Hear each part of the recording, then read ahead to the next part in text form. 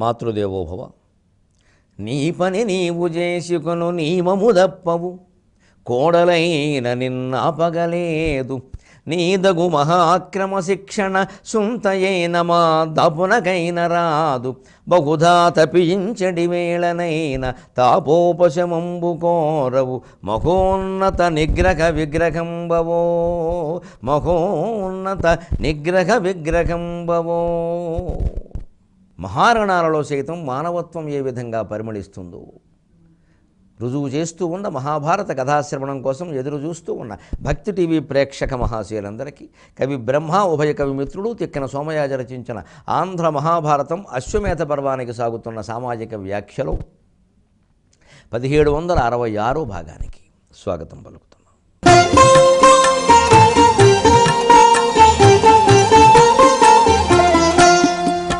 పరీక్షిత్తు బతికాడు. పాండవులందరూ పరమానందంతో ఉన్నారు. ఉత్తర ఆనందానికి అవధులు లేవు. బాగా కష్టంలో ఉన్నప్పుడు జరిగినటువంటి మేలు మరింత ఆనందాన్ని ఇస్తుంది. ఆ కష్టాన్ని మర్చిపోవడానికి అది కొంత సహాయపడుతుంది. అందుకనే ఎప్పుడూ తత్వశాస్త్రంలో కూడా ఓ మాట గుర్తుపెట్టుకోమంటారు మనుషులను. ఎప్పుడు బాగా సుఖాలు వస్తున్నాయి అంటే ఏదో కష్టం ఎదురు చూస్తుంది అన్నమాట. అలాగే బాగా కష్టం మీద కష్టం వస్తుంది అంటే మహత్తరమైన సుఖం ఏదో రాబోతుంది అనమాట. ధైర్యంగా ఉన్నమాట. సుఖాలు ఎక్కువగా వస్తున్నప్పుడు కూడా ఆ మాట ఎందుకు చెప్పారు అంటే మన ఏదో నీరసపరుద్దాం, ఉన్న ఆనందం పొందకుండా చేద్దామని కాదు. ఆ ఆనందం అవధుల దాటి వెళ్ళిపోయి గర్వించద్దని. ఇవన్నీ మామూలు ఓ చక్రం ఇది. సుఖస్యానంతరం దుఃఖం, దుఃఖస్యానంతరం సుఖం. ఈ రెండూ కూడా మిథ్య. ఇవి మనస్సు కల్పిస్తున్న మహామాయలు అని తెలుసుకోవడమే వేదాంతం. అందుకని అవి పోగొట్టుకోవడం కాదు. అవి ఉంటే కదా పోగొట్టుకోవడానికి. ఉన్నాయనే మనం అనుకుంటున్నాం, లేవు అనుకుంటే ఉండవంతే. అనుకున్నంత మాత్రాన్ని అయిపోతుందా అనుకుంటే అర్థమవుతుందండి. అది పెద్ద అంత గొప్ప విశేషమేం కాదని అనుకుంటే అవుతుందండి. ఏదో ఒక కోట్లు సంపాదించాలని కోరిక కలిగింది మనకి. బంధువులను చూసి ఎవరన్నా వాళ్ళ ఇంటికి వెళ్ళాం, ఏవో చెప్పారు వాళ్ళు లెక్కలు, వాళ్ళు ఎంత సంపాదించారు అంత సంపాదించారు. వెంటనే అనిపించేస్తుంది మనం ఏమిటి వాళ్ళ ముందు అసలు అని. వెళ్ళిన పిల్లలు లేదా పెద్దవాళ్ళు కూడా ఒక్కోసారి ఆ భావాలకు లోనై మనం ఎలా సంపాదించాలి. వెంటనే ఒకసారి అనిపించాలి అంటే అంత సంపాదించినా నిజంగా వాళ్ళంతా ఆనందంగా ఉన్నారా, అన్ని విధాల ఆరోగ్యంగా మనశ్శాంతిగా, ఎవరి మధ్య మనస్పర్ధలు లేకుండా, పిల్లలకి చదువులు బాగా వస్తూ చదువులతో పాటు సంస్కారం కూడా ఉందా. ఇవన్నీ ఆలోచిస్తే అందులో చాలా విషయాలు అక్కడ లేవని అర్థమవుతుంది. ఇదే తట్టుకోవడం అంటే. మరి మనకు అవన్నీ ఉన్నాయిగా. వాళ్ళకున్నంత డబ్బు లేకపోవచ్చు, మనం పేదవాళ్ళమే, మనకు అవసరమైంది మనకుంది.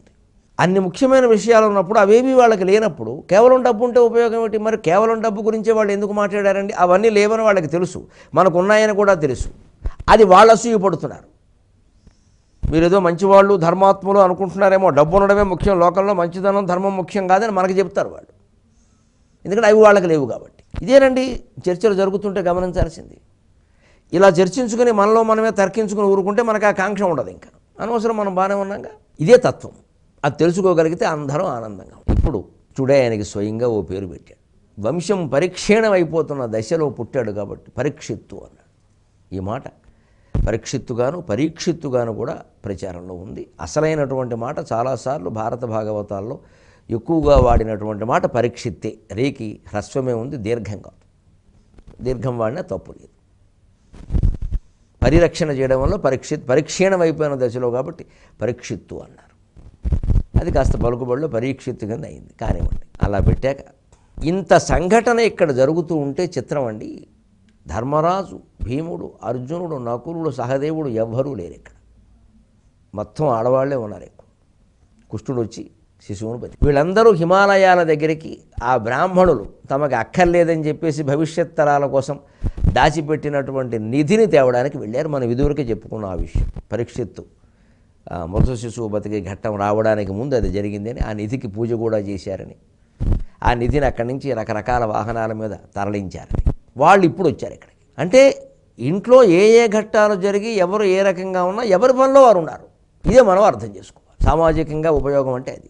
ఈ ఘట్టాల నుంచి నేర్చుకోవాల్సింది. ఇక్కడ వీళ్ళు ఇంత గర్భం ధరించి ప్రసవించే రోజుల్లో శిశువు ఏమవుతాడనే కంగారులో ఉన్నారు కదా అని పాండవులు ప్రయాణం మానేలేదు. అప్పగించే వాళ్ళకి అప్పగించారు, వెళ్ళిపోయారు. వాళ్ళు ఇప్పుడు వచ్చారు. అంచేత జీవితంలో, ఇంట్లో, ఉద్యోగంలో ఎక్కడ కూడా ఏ కష్టానికి అంత చెలించిపో 25 మందిని మన దగ్గర కూర్చోబెట్టుకోవాల్సిన పనేం లేదు. ఎవరి పని వాళ్ళు చేసుకోవచ్చు. అదే తట్టుకోగలగాలి. ఉత్తర, ద్రౌపది, సుభద్ర లాంటి వాడే తట్టుకున్నారు ఈ కష్టాన్ని. పాండవులను ఉండిపోమని అనలేదు, ఎందుకంటే వాడు అశ్వమేధ యాగం చేయాలి, దానికి కోట్ల కొద్దీ ధనరాశి కావాలి, అది అక్కడే దొరుకుతుంది. అక్కడికి వెళ్ళి తెచ్చుకోవాలంటే కొన్ని రోజులు పడుతుంది. పురుడు కోసం వెళ్ళి ఆపేస్తే అలాగా. అంటే జీవితంలో ద్రౌపద్యాదులు సహా అందరూ ఎవరి కష్టాలు వారు తట్టుకున్నారు తప్ప భర్తల మీద, భార్యల మీద, పిల్లల మీద, పక్కింటి వాళ్ళ మీద ఆధారపడలేదు. మనం కూడా ఆ ధైర్యాన్ని భారత కథల నుంచి నేర్చుకో. ఎవరి కష్టాన్ని వాళ్ళే ఎదుర్కోవాలి. ఇంకొకరు ఎవరు ఉంటే ఉంటారు ఆ సమయానికి, లేకపోతే లేదు. ఉంటే ఏదో ఓ మాట చెప్పుకుంటాం, వారి సలహా అడుగుతాం అవసరమైతే, లేకపోతే లేదు. అది పెద్ద విషయం కాదు. ఇదే ఈ ఘట్టాల్లో మనం గ్రహించాలి. వాళ్ళందరూ వచ్చారు, చాలా ఆనందించారు. శ్రీకృష్ణుడి దగ్గరికి వచ్చి ధర్మరాజు అడిగాడు, కృష్ణ, భగవత్ స్వరూపుడివి, అశ్వమేధానికి అనుమతి ఇవయ్యా అన్నాడు. వెంటనే కృష్ణుడు అన్నాడు, ఏమిటయ్యా అమాయకంగా నన్ను అనుమతి అడుగుతావు? అనుమతి ఇంక వేరబడయంగణనేటికి కౌరవేంద్ర, అనుమతి ఇంక వేరబడయందలపేటికి కౌరవేంద్ర, నన్బనుపుము వాజిమేధకరణంబునకే పనిసేయువాడ, నన్బనుపుము వాజిమేధకరణంబునకే పనిసేయువాడ, నీ అనుజులు నల్వురు ఏనొకడ అధ్వర కార్యములెల్ల, నీ అనుజులు నల్వురు ఏనొకడ అధ్వర కార్యములెల్ల, నీదు నెమ్మనమునకెక్కజేయుదుము మాన్య చరిత్ర తొడంగుమర్ధితో, నీ అనుజులు నల్వురు ఏనొకడ అధ్వర కార్యములెల్ల, నీదు నెమ్మనమునకెక్కజేయుదము మాన్య చరిత్ర తొడంగుమర్ధితో. ఎంత చక్కగా సంభాషణ శైలిలో, నాటకంలో మంచి రాగాలతో పాడుకుందుకు వీలుగా పద్యాలు రాస్తారు తిక్కన గారు. అసలు ఒక మాట సరదాకి, సాహితీవేత్తలకి సరదా పుట్టడం కోసం అంటున్నా, ఈయన పద్యాలండి ఒక్కొక్క పద్యాన్ని జాగ్రత్తగా కీలకమైన ఘట్టాల్లో పద్య నిర్మాణం ఎలా జరిగింది అనేది సాహిత్యవేత్తలు పరిశీలిస్తే ఆ రోజు భోజనంలో వాళ్ళ ఆవిడ ఈయనకి ఏమేసి పెట్టిందో తెలుసుకోవచ్చండి. ఆ తినబట్టి ఇలా వచ్చింది ఈ పద్యం, లేకపోతే ఈ తినబట్టి ఇలా అయింది అని కూడా తెలుసుకోవచ్చండి. అసలు ఆ లోతైన పరిశోధన తిక్కన గారి పద్యములు తిండి అని ఒక అంశం పెడితే ఓ పీహెచ్డీకి సరిపడే గ్రంథం అయిపోతుంది. కానీ చాలా లోతుగా చేయాలి. దానికి ఆయుర్వేదం తెలియాలి, ఆరోగ్యం తెలియాలి, కవిత్వం తెలియాలి. మంచి కవిత్వం మీదనో భోజనం మీద రెండూ పట్టున్న వాళ్ళ ఇంట్లో మనం ఉండాలండి. ఒకటి కాదు, రెండిట్లో మంచి భోజన పరాక్రమం, కవిత్వ పరాక్రమం రెండూ ఉన్న వాళ్ళ ఇంట్లో మంచి విశ్వనాథ సత్యనారాయణ గారు అలా ఉండేవారని విన్నాను, నేను చూడలేదు. కానీ వాళ్ళకి అటువంటి చోట ఉంటే తెలుస్తుంది. ఈ పూట ఏం వేసుకున్నారమ్మా, ఈ పద్యం ఎలా వచ్చింది ఏమిటి, దానికి అది కారణం అయ్యి అలా ఉంటాయండి కొన్ని పద్యాలు. అందుకని చూడండి, ఎవరు అనుమతి అడుగుతారండి? భగవంతుడు స్వయంగా అవతరించి తన ధర్మాన్ని తాను నిర్వర్తిస్తున్నాడు. ఎక్కడా అహంకారం ప్రదర్శించడం లేదు. నేనంత గొప్పవాడిని అనడం లేదు. పరీక్షితులు బతికించాక కూడా ఆయన సత్య ధర్మ నిష్ఠ, ఆయన బ్రహ్మచర్యం, ఆయన ప్రేమ అన్నీ నిరూపితమయ్యాక కూడా అప్పుడు కూడా ఆర్భాటం చేయడం. భగవంతుడే స్వయంగా ఏమీ ఆర్భాటం లేకుండా నిరాడంబరంగా ఆయన పనులేవో ఆయన చేసుకుంటూ వెళ్ళిపోతున్నాడు. 20 ఎక్కాలు పూర్తిగా రాని వాళ్ళం మనకెందుకండి ఆర్భాటం, ఆడంబరం?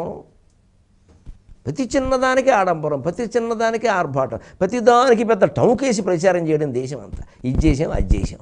ఇంకా ఒక్క విజయం సాధిస్తే ఇవాళ ఎల్కేజీ కుర్రాన్ని పట్టుకోలేకపోతున్నాం. పెద్దవాడి సంగతి అట్టిపెట్టండి. ఇంక వాడు ర్యాంక్, ఇంక వాడు ఎక్కడ కనపడినా వాడు ర్యాంక్. వాడు కాఫీ తాగుతున్నా, ర్యాంక్ స్టూడెంట్ అండి కాఫీ తాగుతున్నాడు. ర్యాంక్ స్టూడెంట్ అంటే కాఫీ తాగడా, ఆముదం తాగుతాడా? వాడిని పెంచేయడం అలాగా. ఇంకా వాడు ఎప్పుడు ర్యాంకే తెచ్చుకోవాలని వాడు బుర్రలో పడిపోతుంది. ఇంకా అదో పిచ్చి కింద బయలుదేరుతుంది. అనేక ఘన విజయాలు సాధించినటువంటి మహానుభావుడు ఎక్కడా ఆ విషయం చెప్పుకోలేదండి. పైగా ఇప్పుడు ధర్మరాజు అనుమతి ఇమ్మంటే, పోనీ ఇంత మహిమ ప్రదర్శించిన వాడు నిజమే నేను అనుమతిస్తున్నాను అనలేదండి. అనుమతి ఇంక వేరబడయందల్లపేటికి కౌరవేంద్ర, ప్రత్యేకించి నేను అనుమతించడం ఏమిటయ్యా, నన్బనుపుము, నువ్వే నాకు అనుమతి ఇమ్మన్నాడు. అంటే నేను చిన్నవాణ్ణి, నేను అర్జునుడి వయస్సు వాణ్ణి, ఆయన చెప్తే నేను చెయ్యాలి, అంతేగాని నేను చెప్తే ఆయన చేయడం కాదు అని ఆ వయోధర్మానికి, వంశధర్మానికి, కుటుంబ మర్యాదలకి ఎంత ప్రాధాన్యం ఇచ్చాడండి. అనుమతి ఇంక వేరబడయందల్లపేటికి కౌరవేంద్ర నన్బనుపుము. నా పనుపుము అంటే ఎక్కడ పంపించమని కాదు, నన్ను ఆజ్ఞాపించు, పనుచు ఉంటే ఆజ్ఞాపించు. వాజిమేధకరణంబునకే పని చేయువాడ. అశ్వమేధం అస్తమానం అదే మాట, కానీ వాజిమేధం రాజానా గురమే. అశ్వమేధ యజ్ఞానికి సంబంధించి ఏ పని చెబితే ఆ పని చేస్తాను. మంచినీళ్ళు తెమ్మంటావా, కాలువకెళ్ళి.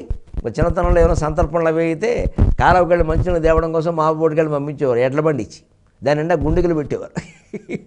మా ఊళ్ళోనూ ఆ కాలువ అవతల ఉంటుంది, దానికి మధ్యలో మురుక్కాలువ ఉంటుంది. ఆ మురుక్కాలువ మీద వంతెన ఉంటుంది. ఈ బండి ఏమో ఆ మురుక్కాలువ వంతెన మించి వెళ్ళదు, అది సన్నగా ఉంటుంది, సైకిళ్ళే వెళతాయి. అందుకే ఈ వంతెనకి యువతలు ఈ బండి ఆపేయాలి.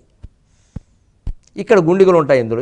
ఇక్కడి నుంచి ఈ పిల్లలు మళ్ళీ యువకులు మాలాంటి వాళ్ళంతా బిందెట్టుకుని ఆ కాలువలో నీళ్లు మోసుకుని ఆ కాలువ వంతెన మించి మురుక్కాలువ వంతెన మించి పట్టుకురావడం. పట్టుకొచ్చేసరికి ఇక్కడ బండి మీద మంచి బలంగా ఉండేటువంటి మంచి 6 ప్యాక్ 8 ప్యాక్ వాడు ఒకడు ఉంటాడు, అల్లు అర్జున్ లాంటి వాడు ఈ బిందెలంతా కూడా ఆ గుండిగలో పోయాడు. ఈ రకంగా బండి మీద 3 గుండిగలు 4 గుండిగలు పెట్టేవారు ఎడ్ల బండి మీద. ఆ నీళ్ళే అక్కడికి సంతర్పణలో వాడేవారు. అది ఎక్కడ చూస్తాయి ఇంత శ్రమ. అందుకే అందరూ ఆరోగ్యంగా ఉండేవాళ్ళు, ఏదో శారీరక శ్రమ పడ్డారు. ఇప్పుడు గొట్టాలు పెట్టేసి మొత్తం ఇలా పోయడం మొదలెట్టాక అందరూ గొట్టాలా తయారయ్యారు మనుషులు కూడా. వీళ్ళకి మళ్ళీ గొట్టాలు పెట్టాల్సి వస్తుంది ఆసుపత్రులు పెట్టి, ముక్కులో ఓగొట్టం నోట్లో ఓగొట్టం. ఎందుకంటే మన ఆరోగ్యాలు మనమే వ్యాయామం లేక పాడు చేసుకుంటున్నాం. వ్యాయామం అంటే పనేనండి. మళ్ళీ జమ్మని దానికో నెలకో 1000 రూపాయలు దండగేంటి, పని చేస్తే వ్యాయామం ఉన్నట్టే. అలాగా సైనికుళ్ళ తయారైపోయాడండి, సైనికుడు కూడా కదా, సేవకుళ్ళలాగా. వాజిమేధకరణంబునకే పని చేయవాడు. కాలువకెళ్ళి మంచినీళ్ళు తెమ్మంటావా చెప్పు, తెచ్చేద్దాం అంటే సిద్ధపడిపోయాడు. అంతేకాదు, నీ అనుజులు 4 ఏనో కాడ. మీ 4 తమ్ముళ్ళు ఎంతో నీకు, నేను అంతే, నన్ను వేరుగా చూడకు దయచేసి. ఇవి జరిగాయి అవి జరిగాయి ఇక్కడికి వచ్చాక నీకు ఎవరో చెప్పుంటారు, కృష్ణుడు ఇలా చేశాడు అలా చేశాడు. వద్దు వదిలేయి, మీ తమ్ముళ్ళు ఎంతో నేను అంతే. భీమార్జునుడు అక్కడ సహదేవుని ఎలా ఆజ్ఞాపిస్తావో నన్ను అలాగే ఆజ్ఞాపించు. మీ నలుజులు 4 ఏనో కాడ. అధ్వర కార్యములెల్లా నీదు నెమ్మనమునకెక్కునట్లు నీదు నెమ్మనమునకెక్క చేయుదు. నీ మనస్సుకు ఎక్కే విధంగా ప్రయోగం, మనస్సుకు ఎక్కడం అంటే మనస్సుకు నచ్చే విధంగా. విభక్తి ప్రయోగాల్లో తేడాలి.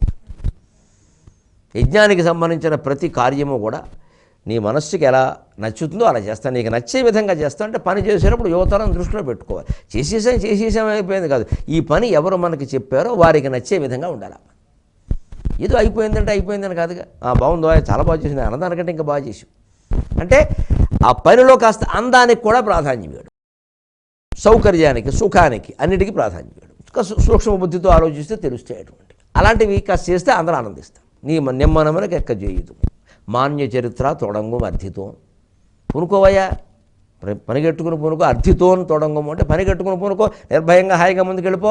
నిమ్మనగా నీకెందుకు అంటే నేను సేవ చేస్తానన్న మాటలోనే శ్రీకృష్ణుడు నేను నీకు ధైర్యాన్ని కల్పిస్తున్నా, హాయిగా ఉండు, నేను ఉన్నానుగా, నువ్వు ముందుకెళ్ళు అంటాడు. అప్పుడు ధర్మరాజు వ్యాసుడిని కూడా అడిగాడు. ఆయన కూడా నేను దగ్గరుండి నడిపిస్తాను, నీకేం పర్వాలేదని చెప్పాడు. వ్యాసుడు కృష్ణుడు ఇద్దరు ఒకటే స్వరూపం. నిజానికి కృష్ణద్వైపాయనుడు అంటారు ఆయన్ని. ఈయన కృష్ణుడే ఆయన కృష్ణుడే. అంచేత ఇద్దరు కృష్ణుల యొక్క సారథ్యంలో అశ్వమేధ యాగం జరిగింది. సరిగ్గా చైత్ర పూర్ణిమ నాడు మొదలైంది యాగం. అంటే యాగానికి ప్రారంభం, దానికి విఘ్నేశ్వర పూజ చేసి యాగం ప్రారంభం చేయడం అన్నమాట. అంకురారోపణం అంటారు, అది చేయడం. అప్పుడే సరిగ్గా మరి అశ్వాన్ని పంపించాలి అన్ని దేశాలకి. అది స్వేచ్ఛగా తిరుగుతుంది. దానికి ముఖం మీద ఓ పట్టా కట్టేస్తారు, ఇది ఫలానా ధర్మరాజు గారి అశ్వం, హస్తినాపుర సామ్రాజ్య చక్రవర్తి అయిన ధర్మరాజు గారి అశ్వం, దీనికి మీరందరూ సగౌరవంగా నమస్కరించి కానుకలు సమర్పించండి. లేదు దీన్ని ఎవరైనా బంధించదలుచుకుంటే ధర్మరాజు గారి సైనికులతో పోరాడవలసి ఉంటుంది, జాగ్రత్త అని ఉంటుంది హెచ్చరిక. అలాంటి అశ్వాన్ని వదిలిపెడతారు. అలాంటి పట్టా కనుక మొహం మీద లేదు అంటే దాన్ని పట్టుకునేవాడు ఎవడో ఉండడం వెళ్ళిపోతుంది. పట్టా ఉంటే పట్టుకుంటారు, ఎవరికైనా ఓపుకుంటే, ఆ ధైర్యం ఉంటే. అది హెచ్చరిక ఉందిగా అక్కడ. దాన్ని బట్టే ఊరికే నేను చూద్దాం, దాని పక్కన నుంచి సెల్ఫీ దిగుదామని పట్టుకున్నా అంటే కుదరదు, వేసేస్తారు దెబ్బ. అలా కుదరదు. అశ్వానికి అలా సెల్ఫీలు ఉండవు. అందుకని అశ్వరక్షకుడుగా ఎవరిని పంపించాలి అంటే కృష్ణుడే చెప్పాడు, అర్జునుడిని పంపించు, మరొకరు కుదరరు. ఎందుకంటే సాధారణంగా ఇప్పుడు ఎలా ఆలోచిస్తారంటే ధర్మరాజు కానీ ఇతరులు కానీ, పెద్ద కురుక్షేత్ర యుద్ధం జరిగింది, ఇంకా దేశంలో రాజులు ఎవడు మిగిలి ఉన్నాడు, అందరూ పోయారు. అన్నీ వితంతు పింఛన్లు, వృద్ధాప్య పింఛన్లే ధర్మరాజు ఖర్చు అంతా, పథకాలన్నీ అవే, ఇంక ఏరేం లేవు అక్కడ. అందుకని ఉన్నదంతా ఊరికే అప్పడాలు ఒడియాలే కదా, దీనికోసం మామూలు వాడిని ఎవరినో పంపిస్తే సరిపోతుంది అని ఆలోచించవచ్చు. వద్దు, కృష్ణుడికి తెలుసు ఆ విషయం. అనేక విషయాలు ఆయన దృష్టిలో పెట్టుకుని నా మాట విను, అశ్వరక్షకుడుగా అర్జునుడినే పంపించు. శ్రమ అయినా సరే, ఎంత యుద్ధము చేసి అలసిపోయి ఉన్నవాడు అయినా సరే అతన్నే పంపించు అన్నాడు. అతను ఎప్పుడూ యుద్ధానికి సిద్ధంగానే ఉంటాడు. రెండోది అన్నగారి మాట కాదంటే కృష్ణుడు కూడా చెప్పాక ఇంకెందుకు కాదంటాడు. అందుకని అశ్వరక్షకుడుగా అర్జునుడు బయలుదేరాడు. ఇంకేముందండి, నేరుగా సారథ్యం చేయకపోయినా అశ్వమేధ యాగానికి సారథియంట వేదముల సారము శౌరి తదంగ్రి భక్తి చెన్నారెడు క్రీడిత రథి కూడవునట. అశ్వమేధ యాగం నిరభ్యంతరంగా నిరాటంకంగా జరగడానికి రాజులందరూ పాదాక్రాంతులై దాసులై కానుకలు అర్పించడానికి అనుమానమే ఉందండి. సారథియంట వేదముల సారము శౌరి, తిరుపతి వెంకట కవుల పద్యం ఈ సందర్భంగా మనం గుర్తు తెచ్చుకోవాలి. సారథియంట వేదముల సారము శౌరి తదంగ్రి భక్తి చెన్నారెడు క్రీడిత రథి కూడవునట. చిందము విల్లు తేరును వరువముల్ మరింది విజవర్గము సంగిన వంట. చిందము విల్లు తేరును వరువముల్ మరింది విజవర్గము సంగిన వంట. అస్త్ర విస్తార గురులు శివాజులట. అస్త్ర విస్తార గురులు శివాజులట. సంగరమందెవడాగజాలెడిన్, సంగరమందు ఎవడాగజాలెడిన్. పద్యం చదివాక ఒక్క మాట నాకు రహస్యం చెప్పాలనుందండి. కురుక్షేత్రం పద్యాల్లో ఎక్కువ భాగం సాహితీవేత్తలు నన్ను వర్ణిస్తే చాలామందికి తెలుసునేమో పెద్దవాళ్ళకి, కానీ వెంకటశాస్త్రి గారు రాసినవి. తిరుపతి శాస్త్రి గారి చెయ్యి అందులో అక్కడక్కడా పడింది, కానీ మొత్తం ప్రతి పద్యంలోనూ ఉందని మనం అనుకోకూడదు. ఎందుకంటే ఆ శైలి తెలిసిపోతుంది. ఎంత జంట కవులైనా సరే తిరుపతి శాస్త్రి గారిలో పాండిత్య ఛాయలు ఎక్కువ. వెంకటశాస్త్రి గారిలో చమత్కారం, లోకానుసరణం, లోకానుకరణం, లోకోక్తి ఆ ఛాయలు ఎక్కువ. వ్యంగ్యం అవి కనపడతాయండి కురుక్షేత్ర పద్యాల్లో. చాలా చూడ లౌకికమైన భాష లోకంలో ఊరికే అలా ఆ పద్యం ఆ ప్రవహించి వస్తుంది. అది చెళ్ళపిళ్ళ వారి శైలి. దానికి ఆధారం నాకు ఇదివరకు సరిగ్గా తెలియదు, ఏదో పెద్దవాళ్ళు అనుకుంటుంటే విన్నాం ఏదో అంటారులే అనుకున్నా. కానీ ఇటీవల మళ్ళీ పాతది ఒకసారి గీరతం అచ్చు వేసి ఎవరో పంపిస్తే దాన్ని చదివా. వెంకటరామకృష్ణ కవులకిను తిరుపతి వెంకట కవులకి జరిగిన సంవాదం. అందులో ఈ శిష్యులు, ఈ అర్భకులు వెంకటరామకృష్ణ కవులు రాసిన దానికి ఆ తిరుపతి శాస్త్రి గారు పెద్ద లేఖతో 25 పద్యాలతో జవాబిచ్చాడు. ఇస్తే వెంకటశాస్త్రి గారికి ఒళ్ళు మండి అన్నాడు, తిరుపతి గారికి రాస్తున్నట్టుగా రాస్తూ భారతం పద్యాలకు తోడు రావాయంటే రావు, కానీ ఈ పిచ్చి పనోడు పెట్టుకున్నావు అన్నాడు ఆయన. అందులో ఉంది ఆ పద్యం. నేను చూసి ఓహో అసలు రహస్యం ఇదా అనుకున్నాను నేను. భారతం పద్యాలు రాస్తావు రావాయా అంటే ఓ పూట వస్తావు ఓ పూట రావు, నువ్వు రాసింది బాగానే ఉందంటావు. ఈ ఊరికే వాళ్ళెవడో అర్భకులు శిష్యులు కాదంటే మనకే, అవునంటే మనకే 3 మంది శిష్యులు ఉన్నారు. ఇప్పుడు వీళ్ళు ఒకళ్ళు కాదంటే వచ్చిన ప్రమాదం ఏమిటి? పోనీ అనవసర పనులన్నీ పెట్టుకుంటామని తిరుపతి శాస్త్రి గారికి ఈయన పెద్ద మళ్ళీ ఓ 25 పద్యాలతో లేఖ రాశాడు. అసలు ఇన్ని కావ్యాలు, ఇన్ని నాటకాలు, ఇన్ని అవధానాలు చేస్తూ ఇన్ని రచించిన వాళ్ళు మళ్ళీ ఈ తగాదా కావ్యాలు రాయడం మరీ విచిత్రం అండి ఇది. అసలు వాళ్ళ ఓపికకి జోహార్ నిజంగా. జీవితంలో ఏ పార్శ్వాన్ని ఏ రకంగా స్పృశించాలో అన్ని రకాలుగానూ స్పృశించి ఆనందాలన్నీ అనుభవించిన వారు, ఆ దుఃఖాలన్నీ కూడా పడిన వాళ్ళు. జీవితాన్ని ఒక సవాలుగా తీసుకున్నారు తిరుపతి వెంకట కవులు, మామూలుగా తీసుకోలేదు. ఓ పక్క కొప్పరపు కవులు, ఓ పక్క వెంకటరామకృష్ణ కవులు. పైగా ఇప్పుడు వాళ్ళ తగాదాలా, ఒకడు మాట్లాడితే రెండో వాడికి నోరు మోతే మాట్లాడడానికి ఏముండదు. ఇప్పుడు అలా కాదండి, ఒకడి మీద ఒకడు రెచ్చిపోయి వాళ్ళు పద్యాల్లో చేతును అవన్నీ అప్పుడు నడిచే బాగా. ఆ పద్యాలు చదువుతుంటే ఈ మధ్యన సరదాకి చాలా బాగుందరా అనుకున్నాను. ఇదన్నమాట విషయం. భారతం పద్యానికి తోడు రమ్మంటే రావు, కానీ ఊరిగా ఓ పూట వస్తావు ఓ పూట రావు, నీ రాసింది బాగానే ఉందని సర్టిఫికెట్ ఇచ్చేస్తూ ఉంటావు చూడకుండాను అని పాపం ఆయన మృదువుగా చనువుగా అన్నారు తిరుపతి శాస్త్రి గారి మీద పద్యం. దాన్ని బట్టి నాకు అర్థమైంది, ఓహో ఈయన చెయ్యే ఎక్కువ అనమాట ఇది చెప్పేసి. సరే అదొకటి. తర్వాత ఈయనకంటే ఆయన చాలా ముందే పరమపదించారు. తర్వాత రాసిన కావ్యాలన్నీ ఎలాగో ఆయనవే, అందరికీ తెలుసున్నవే, అది వేరే విషయం. ఈ రకంగా అశ్వమేధ యాగం ప్రారంభమైంది. ఈ ప్రారంభం అంటే యాగం ప్రారంభం, అశ్వాన్ని వదిలిపెట్టారు.